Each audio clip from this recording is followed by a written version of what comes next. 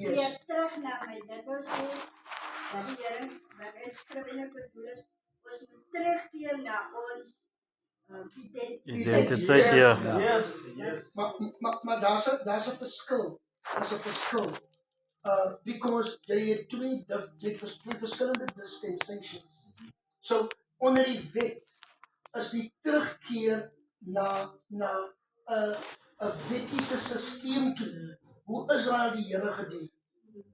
So ons daai call terug na daai plek toe geld nie vir ons in die Nuwe Testament.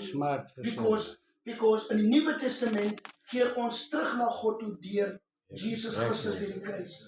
So met ander woorde, die wet is ook vervang met genade deur Jesus.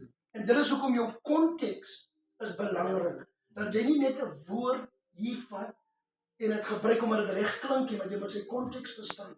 As jy 'n skrif sou kry, 'n skrif sou sê, byvoorbeeld, as jy nougeset wandel volgens my verordeninge en sorgvuldig my woord nakom of die wet onderhou, sal dit en dit en dit.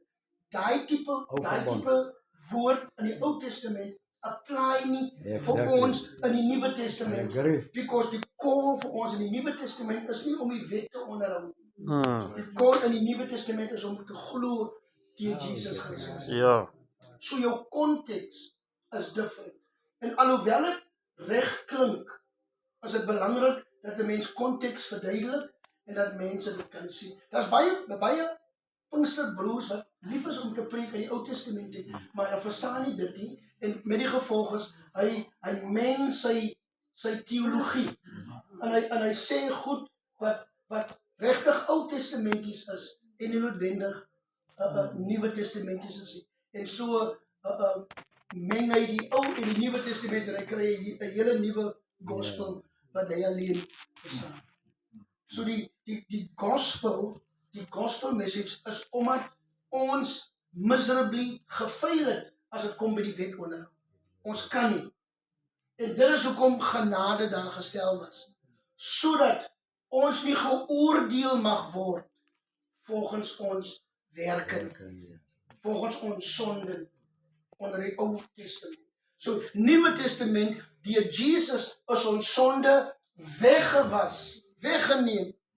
So die aspek van sonde is nie meer 'n issue nie. Die aspek van sonde bestaan nie meer nie. Dis uit die weg uitgeruim. En ons het daar baie keer daaroor gepraat, ek wil nou nie weer daarna toe gaan nie, maar daar's nie een skrif in die Nuwe Testament wat vir die gelowige